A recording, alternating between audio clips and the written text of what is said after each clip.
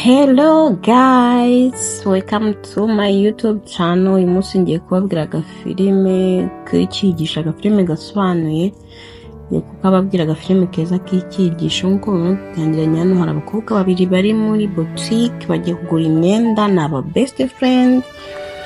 Mbona no umwe arafata imyenda myiza yayereka mugenzi we akamubwira ko iyo myenda ari mibi itari myiza, akaguma amwereka imyenda yose akashaka kumubwira ko ari mibi. No mugenzi we ageraho araruhara avuga ati ngiye bimbivuyemo. Babwire ko uyu mukobwa umwe ni best friend y'undi, uyu mukobwa umwe agiye guhura na sheri wiwe bagiye gusohokana. Rero uyu nguyu yabonye ko gufata imyenda byamunaniye, arangije aza kumuhitiramo da.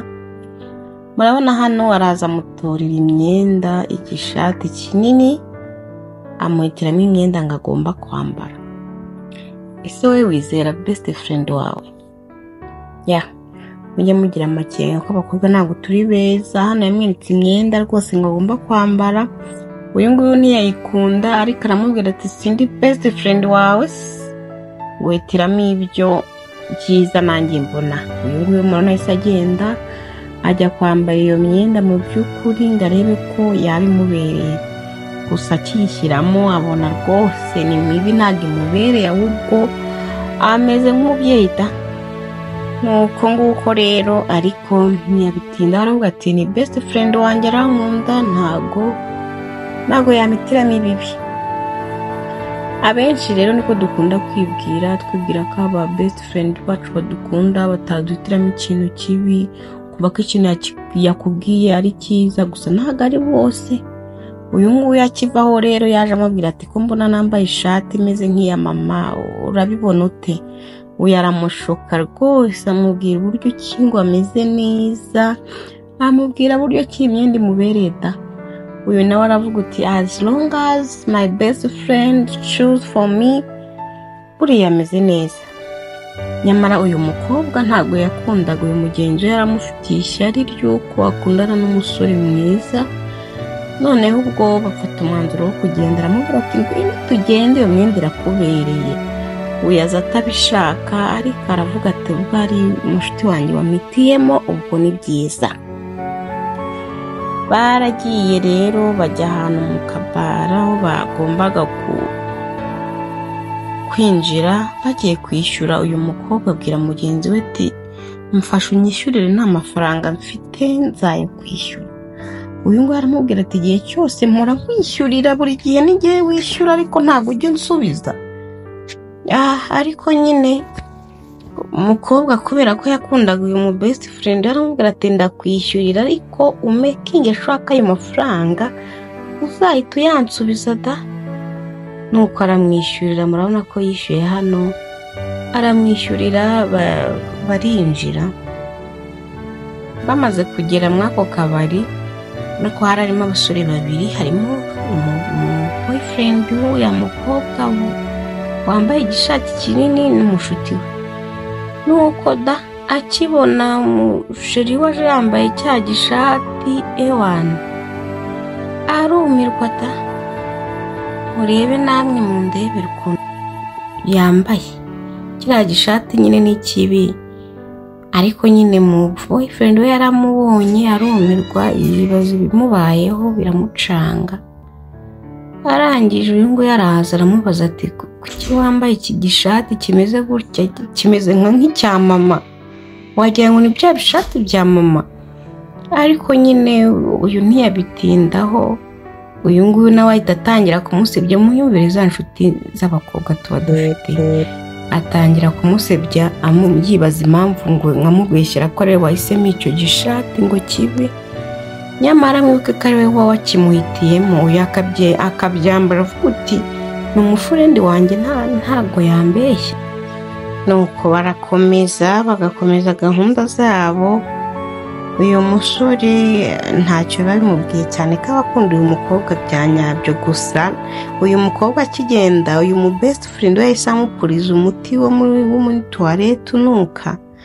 Noneho ariko ntibamenya ko amupurije, noneho mu boyfriend y'umukobwa atangira kuvuga ngo ni ibiki biri kunuka, ko numva hari ibintu biri kunuka hano. Batangira kwishyira bapfuka amazuru kuko bumvaga binuka. Maze uyu mu best friend we mu ndebere namwe aba best friend ufite atangira kuvuga ngo ni wowe uri kunuka. Uyu mukobwa aribaza ati ndi kunuka nte? How? Noneho amwihumuriza aramubwira ati ni wowe uri kunuka. Batangira kumuseka bose.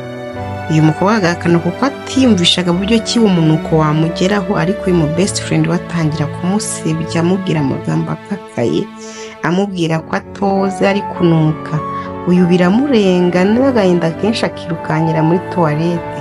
Maze namwe mu ndebere inshuti z'iki gihe tuba dufite, uyu mukobwa yasigaranye na boyfriend we. Boyfriend yajya kugenda yakamubuza, maze agatangira kumwirya amwereka uburyo amukunda, amubwira ko n'undi yayobye uriya mukobwa atari mwiza nkawe, ko nta kigenda, amusaba ko banasomana.